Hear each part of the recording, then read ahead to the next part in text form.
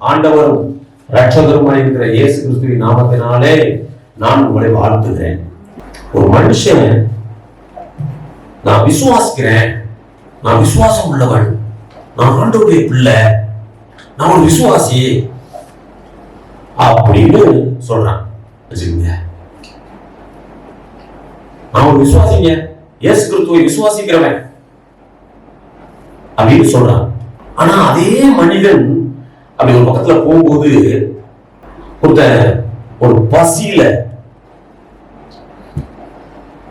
ஒரு மனிதன் வாழ்றான். அந்த மனுஷன் போய் சொல்றான், நான் ரொம்ப நேசிக்கிறேன், அவனுடைய பசியில வாழ்றான், சாப்பிடுறதுக்கு வழி இல்லை, கஷ்டப்பட்டுக்கிட்டு இருக்கான்,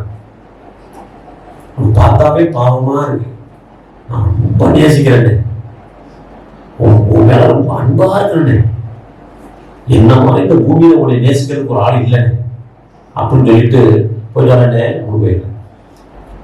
இது பேர் அன்பா? இது பேர் நேசிக்கிறதா? உண்மையான அன்புள்ளவன் அவன் என்ன பண்ணிருப்பான்? ஒரு டம்ளர் கஞ்சியை கொடுத்துருந்தா கூட அவனை நேசிக்கிறதான அடையாளம். இதே நாங்க வேதம் நம்மளுக்கு கற்றுக் கொடுக்குது. ஒரு காரியம் வாசிக்க கேட்போம். யாக்கோபுடைய புஸ்தகம், யாக்கோபு புஸ்தகம் 2ஆம் அதிகாரம் 14வது வசனம். என் சகோதரரே, ஒருவன் தனக்கு விசுவாசம் உண்டு என்று சொல்லியும் கிரியை இல்லாதவன் ஆனால் அவனுக்கு பிரயோஜனம் என்ன? அந்த விசுவாசம் அவனை ரட்சிக்குமா? என் சகோதரனே, என் சகோதரியே, ஒருவன் தனக்கு விசுவாசம் உள்ளவன் என்று சொல்லியும், நான் விசுவாசம் உள்ளவன், நான் விசுவாசிக்கிறவன் அப்படின்னு சொல்லியும் அவன்கிட்ட கிரியைகள் இல்லைன்னு சொன்னா, கிரியைகள் இல்லாதவனானால் அந்த விசுவாசம் அவனுக்கு என்ன பிரயோஜனம்? அந்த விசுவாசத்தினால அவனுக்கு என்ன பிரயோஜனம்? அந்த விசுவாசம் அவனை ரட்சிக்குமா? 17வது வசனத்தை வாசிக்க கேட்போம். அப்படியே விசுவாசமும் கிரியை இல்லாதிருந்தால் தன்னிலே தானே செத்ததாய் இருக்கும். விசுவாசம் இல்லைன்னு சொன்னா, விசுவாசம் கிரியைகள் இல்லாமல் இருந்தா அந்த விசுவாசம் என்னதான்? செத்ததாய் இருக்கும். எப்படி நான் அன்பு காட்டுறேன், நான் நேசிக்கிறேன், நான் பிரியமா இருக்கிறேன்னு சொல்லிட்டு அவன் பசிக்கு ஒரு டம்ளர் தண்ணி கொடுக்காம போனா அது என்ன பிரயோஜனம் இல்லையோ, விசுவாசிக்கிறவனுக்கும் கூட கிரியைகள்ல காண்பிக்கலைன்னா அது செத்ததா இருக்கும். ஒரு மனிதன் நான் விசுவாசிக்கிறேன், நான் தேவனுடைய பிள்ளை, நான் அபிஷேகம் பண்ணப்பட்டவன், நான் தேவனால் அங்கீகரிக்கப்பட்டவன், நான் தேவனால் ரட்சிக்கப்பட்டவன், நான் தேவனால் தெரிந்து கொள்ளப்பட்டவன், நான் தேவனால் அழைக்கப்பட்டவன் என்று சொல்லுகிற மனிதன் அந்த விசுவாசத்தை எதுல காண்பிக்கணும்? தன்னுடைய கிரியைகளினால காண்பிக்கணும். கிரியைகள் இல்லாமல் விசுவாசம் இல்லை. யாக்கோபுல 2ஆம் அதிகாரத்துல 26வது வசனம். அப்படியே ஆவி இல்லாத சரீரம் செத்ததாய் இருக்கிறது போல கிரியைகள் இல்லாத விசுவாசமும் செத்ததாய் இருக்கிறது. ஒரு மனிதனுடைய சரீரத்துல ஆவி இல்லைன்னா அதை என்ன சொல்லிடுறோம்? செத்ததாய் இருக்கிறது. செத்ததுல சொல்றோம் இல்லைன்னா பாடி. ஒரு மனிதனுடைய சரீரத்துல ஆவி அந்த மனிதனுக்கு போயிருச்சுன்னா எப்படி செத்து போனதுன்னு சொல்லிடுறோமோ, அதே மாதிரி ஒரு மனிதன் தேவனுடைய பிள்ளையுடைய வாழ்க்கையில அவனுடைய கிரியைகள் இல்லைன்னு சொல்லிட்டா, தேவனுடைய வாழ்க்கையில கிரியைகள் இல்லைன்னு சொன்னா அது செத்ததா இருக்கும். ஒரு மனிதனுடைய வாழ்க்கையில ஒரு மனிதனுடைய சரீரத்துல ஆவி இல்லைன்னா செத்து போச்சுன்னு சொல்லிடுறோம். ஒரு தேவனுடைய மனிதன், விசுவாசின்னு சொல்ற மனிதன், அவனுடைய வாழ்க்கையில கிரியைகள் இல்லைன்னா அந்த விசுவாசம் செத்தது. இருக்கீங்களா? விசுவாசம் இல்லாத கிரியை செத்தது. நல்லா கவனிக்கணும். வெறும் நான் கிரியை தான் அன்பா இருப்பங்க ஆனா விசுவாசிக்க மாட்டேன்னு சொன்னா அது செத்தது. விசுவாசம் இல்லாத கிரியையும் செத்தது. விசுவாசம் இல்லாமல் கிரியை செய்தாலும் செத்தது, கிரியை இல்லாம விசுவாசமா இருந்தாலும் செத்தது. அப்ப என்ன, ஒன்னோட ஒண்ணு லிங்கா இருக்கணும்.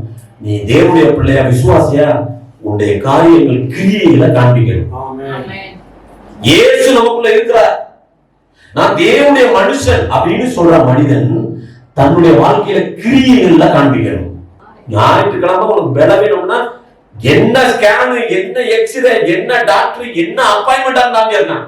முதல்ல அப்பாயின்மெண்ட் உனக்கு யார் கொடுத்துருக்கா? ஏசப்பா கொடுத்துருக்காரு அப்பாயின்மெண்ட். கரெக்டா 9 மணிக்கு. நானும் என் வீட்டாருமோ வென்றால், நானும் என் வீட்டாருமோ வென்றால் கர்த்தரையே சேமிப்போம் அப்படின்னு சொல்லி கணவன் மனைவி பிள்ளைகள் எல்லாம் அப்படி மொத்தமா வந்து சபையில உட்கார். இஸ்ரவேலை ஆசீர்வதிப்பதே தேவனுக்கு பிரியம். கிரியைகள் இல்லாமல் ரட்சிப்பில்லை. ரட்சிக்கப்பட்டோம் சொன்னோம்னா கிரியைகள் இருக்கணும். கிரியைகள் இல்லைன்னு வைங்களேன், நம்ம ரட்சிக்கப்படலைன்னு அர்த்தம். எந்த மனிதன் ரட்சிக்கப்பட்டானா அவன் கிரியைகள் எல்லாம் காண்பிக்கணும். ஒரு காரியத்தை நாம் வாசித்து பார்ப்போம். யோசுவா புஸ்தகம் 2ஆம் அதிகாரம் 1-15 வசனங்கள் வாசிக்க கேட்போம். நூனின் குமாரனாகிய யோசுவா சித்தீமில் இருந்து வேவுக்காரனாகிய 2 மனுஷரை ரகசியமாய் வேவு பார்க்கும்படி அனுப்பி, நீங்கள் போய் தேசத்தையும் எரிகோவையும் பார்த்து வாருங்கள் என்றார். அவர்கள் போய் ராகாப் என்னும் பெயர் கொண்ட வேசியின் வீட்டுக்குள் பிரவேசித்து அங்கே தங்கினார்கள். தேசத்தை வேவு பார்க்கும்படி இஸ்ரவேல் புத்திரரில் சில மனுஷர் இந்த ராத்திரியிலே இங்கே வந்தார்கள் என்று எரிகோவின் ராஜாவுக்கு சொல்லப்பட்டது. அப்பொழுது எரிகோவின் ராஜா ராகாபண்டைக்கு ஆள் அனுப்பி, உன்னிடத்தில் வந்து உன் வீட்டுக்குள் பிரவேசித்த மனுஷரை வெளியே கொண்டு வா, அவர்கள் தேசத்தை எல்லாம் வேவு பார்க்கும்படி வந்தார்கள் என்று சொல்ல சொன்னான். அந்த ஸ்திரீ அவ்விரண்டு மனுஷரையும் கொண்டு போய் அவர்களை ஒழித்து வைத்து, மெய்தான் என்னிடத்தில் மனுஷர் வந்திருந்தார்கள், ஆனாலும் அவர்கள் எவ்விடத்தாரோ எனக்கு தெரியாது. வாசலை அடைக்கும் நேரத்தில் இருட்டு வேளையிலே அந்த மனுஷர் புறப்பட்டு போய்விட்டார்கள். அவர்கள் எங்கே போனார்களோ எனக்கு தெரியாது. அவர்களை சீக்கிரமாய் போய் தேடுங்கள், நீங்கள் அவர்களை பிடித்துக் கொள்ளலாம் என்றான். அவள் அவர்களை வீட்டின் மேல் ஏற பண்ணி வீட்டின் மேல் பரப்பப்பட்ட சணல் தட்டைகளுக்குள்ளே மறைத்து வைத்திருந்தாள். அந்த மனுஷர் யோர்தானுக்கு போகிற வழியில் துறைகள் மட்டும் அவர்களை தேட போனார்கள். அவர்களை தேடுகிறவர்கள் புறப்பட்ட உடனே வாசல்கள் அடைக்கப்பட்டது. அந்த மனுஷர் படுத்துக் கொள்ளும் முன்னே அவள் வீட்டின் மேல் அவர்களிடத்தில் ஏறி போய், கர்த்தர் உங்களுக்கு தேசத்தை ஒப்பு கொடுத்தார் என்றும், உங்களை பற்றி எங்களுக்கு திகில் பிடித்திருக்கிறது என்றும், உங்களை குறித்து தேசத்து குடிகள் எல்லாரும் சோர்ந்து போனார்கள் என்றும் அறிவேன். நீங்கள் எகிப்திலிருந்து புறப்பட்ட போது கர்த்தர் உங்களுக்கு முன்பாக சிவந்த சமுத்திரத்தின் தண்ணீரை வற்றி போக பண்ணினதையும், நீங்கள் யோர்தானுக்கு அப்புறத்தில் சங்காரம் பண்ணின எமோரியரின் 2 ராஜாக்களாகிய சீகோனுக்கும் ஓகுக்கும் செய்ததையும் கேள்விப்பட்டோம். கேள்விப்பட்ட போது எங்கள் இருதயம் கரைந்து போயிற்று. உங்களாலே எல்லாருடைய தைரியமும் அற்று போயிற்று. உங்கள் தேவனாகிய கர்த்தரே உயர வானத்திலும் கீழே பூமியிலும் தேவனானவர். இப்போதும் நான் உங்களுக்கு தயவு செய்தபடியினால் நீங்களும் என் தகப்பன் குடும்பத்துக்கு தயவு செய்வோம் என்று கர்த்தர் பேரில் எனக்கு ஆணையிட்டு, நீங்கள் என் தகப்பனையும் என் தாயையும் என் சகோதரரையும் என் சகோதரிகளையும் அவர்களுக்கு உண்டான எல்லாவற்றையும் உயிரோடே வைத்து எங்கள் ஜீவனை சாவுக்கு தப்புவிக்கும்படி எனக்கு நிச்சயமான அடையாளத்தை கொடுக்க வேண்டும் என்றார். அப்பொழுது அந்த மனுஷர் அவரை நோக்கி, எங்கள் ஜீவனே உங்கள் ஜீவனுக்கு ஈடு, நீங்கள் எங்கள் காரியத்தை வெளிப்படுத்தாது இருந்தால் கர்த்தர் எங்களுக்கு தேசத்தை கொடுக்கும் போது நாங்கள் தயையும் சத்தியமும் பாராட்டுவோம் என்றார்கள். அப்பொழுது அவர்களை கயிற்றினாலே ஜன்னல் வழியாய் இறக்கிவிட்டால் அவள் வீடு அலங்கத்தின் மதிலில் இருந்தது. அலங்கத்திலே அவள் குடியிருந்தாள். யோசுவா மோசே காலத்துக்கு பின்பாக இந்த இஸ்ரவேல் ஜனங்களை நடத்த ஆயுதமாகிறாங்க. இந்த யோசுவா தன்னுடைய இஸ்ரவேலர்கள்ல ஒரு 2 பேரை இனி அடுத்து யோர்தானை கடந்து நம்ம போகணும். போற வழியில என்ன இருக்கு, எப்படிப்பட்ட ஜனங்கள் இருக்காங்க, நமக்கு விரோதமா, ஏன்னா முன்னாடி நிறைய ஃபைட் சண்டை நடந்துட்டே தாண்டி தாண்டி வந்திருக்கிறாங்க. இனி முதலா இவன் படையை எடுத்து நடத்தி போறான், ஜனங்களை கூட்டிட்டு போறான். அங்க எப்படி இருப்பாங்க, என்ன நடக்குங்கிறது தெரியாது. இதுவரைக்கும் மோசே இருந்தார், மோசே சொன்னதை இவன் செய்து கொண்டிருந்த மனிதன். இப்ப முதலா இவன் தலைமையில பயணம் புறப்படுறாங்க. 2 பேரை முன்னாடி அனுப்புறான். போய் என்ன செய்ய, பார்த்துட்டு வாங்க எப்படிலாம் மனிதர்கள் இருக்காங்க, இந்த நாடு, இந்த மனிதர்கள், அவருடைய கேரக்டர் எப்படி, படைபலம் என்ன இருக்குன்னு சொல்லி பார்த்துட்டு வாங்கன்னு சொல்லிட்டு வேவு பார்க்கறதுக்கு 2 பேரை அனுப்புறாரு. இப்ப இந்த வேவுகாரர்கள் போகும்போது அங்க இருக்கக்கூடிய ஒரு இடம் என்னன்னா எரிகோ என்ற ஒரு பட்டணம். இந்த எரிகோ பட்டணம் எப்படி இருக்கு, சுத்தி மதிலால் சூழப்பட்ட ஒரு பட்டணம், சுத்தி பயங்கரமான மதில் சுவர். இப்ப 2 பேரு எரிகோ பட்டணத்தை வேவு பார்க்க வந்துட்டாங்க, இஸ்ரவேலர்கள் 2 பேர் வந்து சுத்திட்டு பார்க்கறான். இந்த செய்தி இந்த எரிகோ ராஜாவுக்கு தகவல் போயிடுச்சு. உடனே எரிகோ ராஜா என்ன பண்றான், அந்த 2 பேரையும் போறான். ஏன்னா இவர்கள் முதல்ல திகிலடைஞ்சு போயிருக்காங்க, இஸ்ரவேலர்கள் வந்துகிட்டு இருக்காங்க, அவங்க பயங்கரமான யுத்த வீரர்கள், சர்வவல்லமையுள்ள தேவாதி தேவன் அவர்களோடு இருக்கிறார், அவர் தான் அவர்களை நடத்தி கொண்டு வருகிறார், இவர்கள் வந்தாங்கன்னா நம்ம நாட்டை பிடிச்சிருவான்.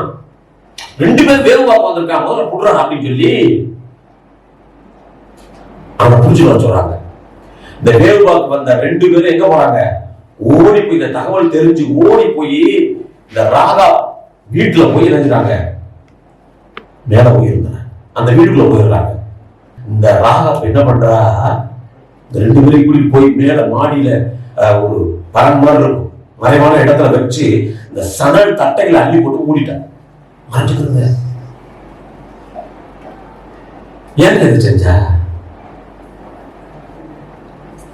ஏன் இதை செய்யணும் பாருங்க. 2 பேரும் மனதில் 2 இவங்க தேடி வந்துட்டாங்க. என்னன்னு கேட்கிறா, எங்க 2 பேரும் வந்தாங்களாமே, ஓபிடி தானே வந்தாங்களாம், வந்தவங்களாம் உண்மைதான், இப்பதான் வந்தாங்க, இப்பதாங்க போனாங்க, இப்ப பின்னாடியே போனா பிடிச்சாங்க. வந்தவர்கள் தேடி அந்த 2 பேரையும் தேடி போயிட்டாங்க. இப்ப ராகா போய் சொல்றா,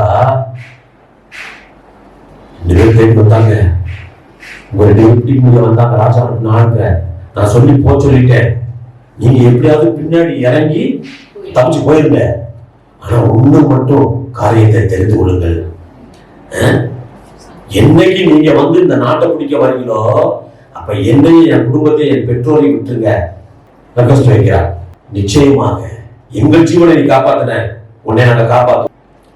எதற்காக இந்த காரியத்தை ராகா செய்தார், இதுதான் இதுல நம்ம தெரிந்து கொள்ள வேண்டிய அவசியமான ஒரு காரியம். அவ சொல்றா, வாசிப்பு மங்க 10-11 வசனத்தை வாசிக்க கேட்போம்.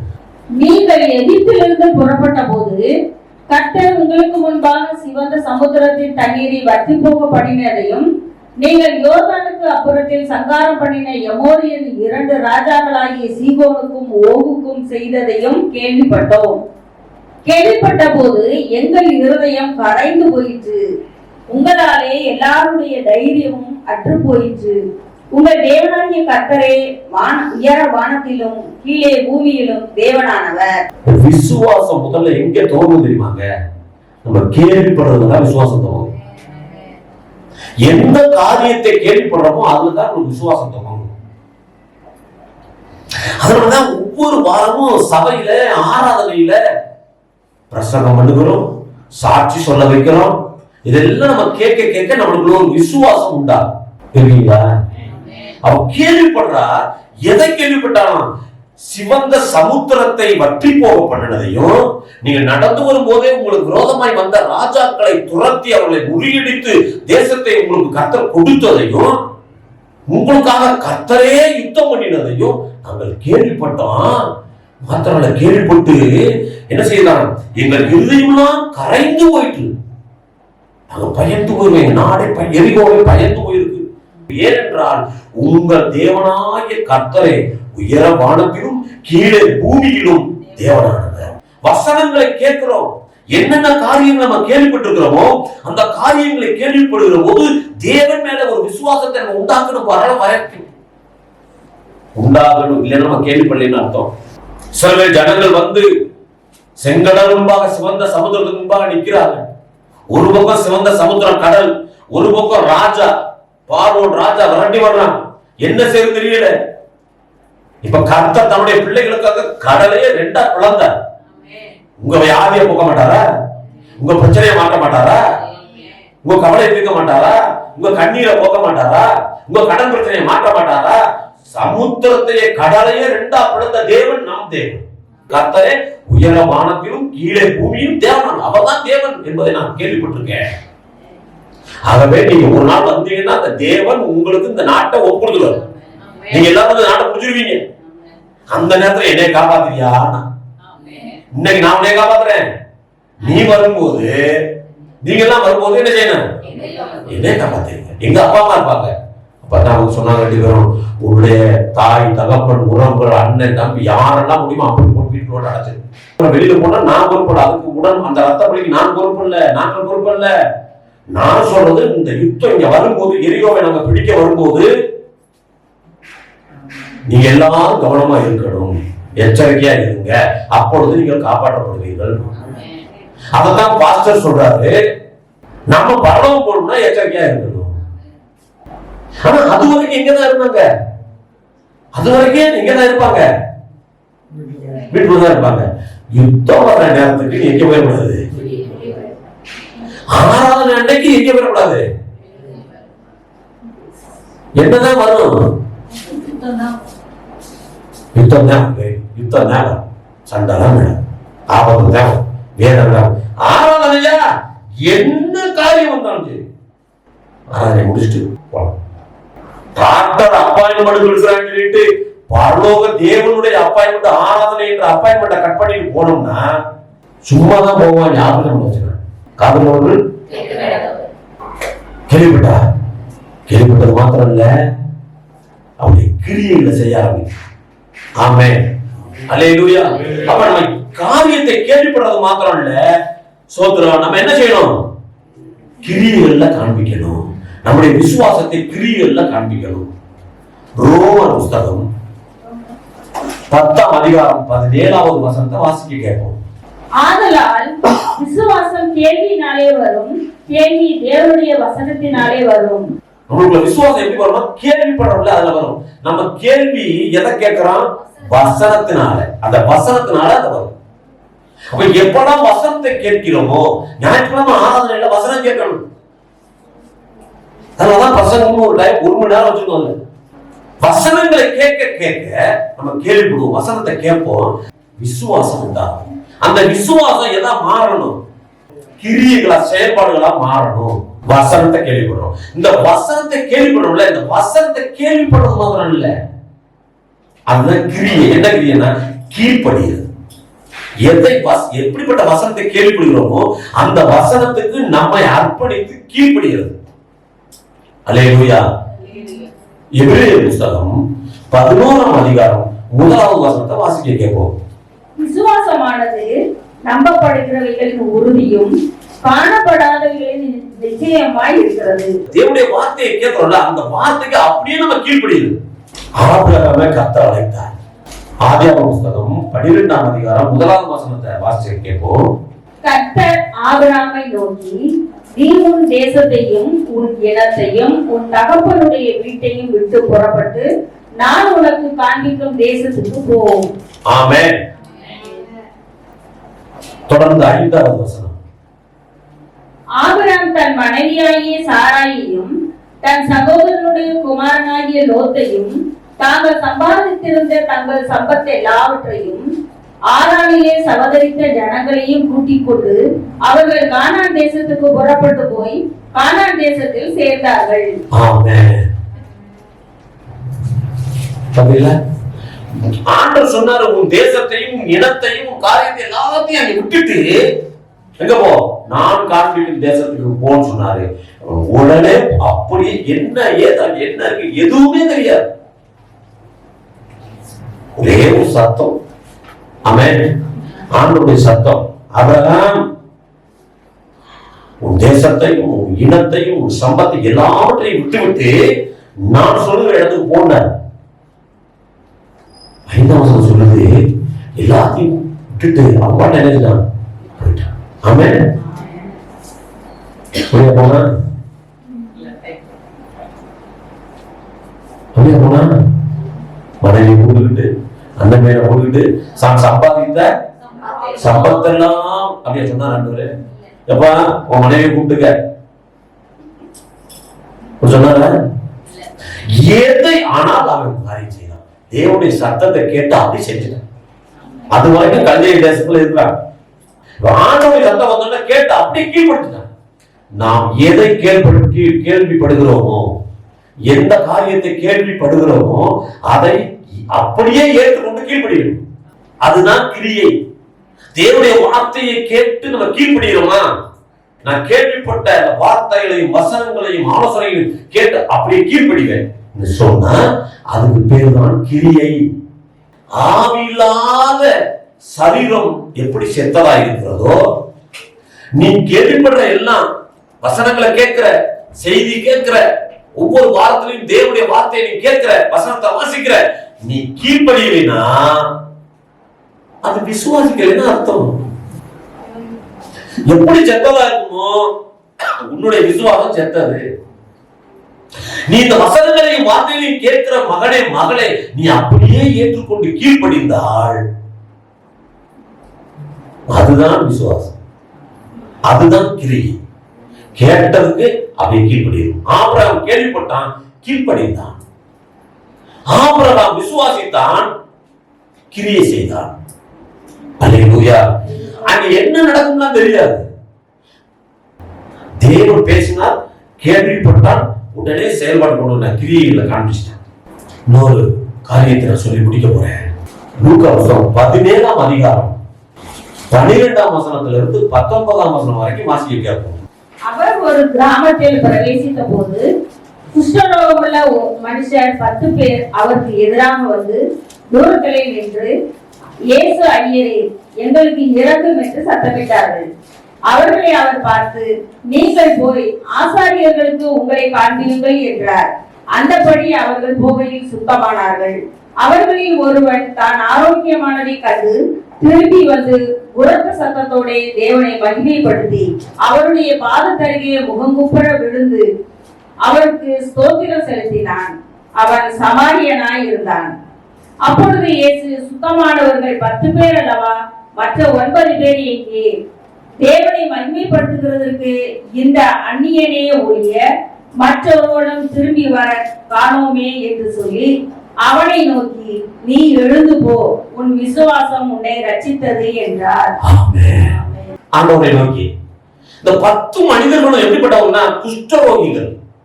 குஷ்டரோகிகள்னாவே ஊருக்குள்ளே விட மாட்டாங்க. அவர்களுக்கு வனாந்தரத்துல ஒரு தனி இடம் இருக்கும், அந்த இடத்துல தான் இருக்கணும். அவங்க குஷ்டரோகிகளுக்கு ஊரை விட்டு ஒதுக்கப்பட்ட ஒரு இடம் இருக்கும், அதுக்குள்ளதான் இருக்கணும். இயேசு கிறிஸ்து ஊழியத்தில் வந்து கொண்டே இருக்கிறார். இந்த 10 பேரும் ஆண்டவர் முன்னாடி போறாங்க. கிட்ட போனாலே தூரத்துல நின்றார்கள், தள்ளிதான் நிக்கணும். இவர் எங்களை சுகமாக்க முடியும், இவர் எங்களுக்கு அற்புதம் செய்ய முடியும் என்பதை அவர்கள் உணர்ந்திருந்தார்கள், அறிந்திருந்தார்கள், கேள்விப்பட்டிருந்தார்கள். 10 பேரும் ஆண்டவர் முன்னாடி வந்து நிற்கிறாங்க. அவர் எதிராக வந்து தூரத்திலே நின்று, 12ஆம் வசனம் சொல்லுது இல்லையா, தூரத்திலே நின்று இயேசு ஐயரே எங்களுக்கு இறங்கும் என்று சத்தமிட்டார்.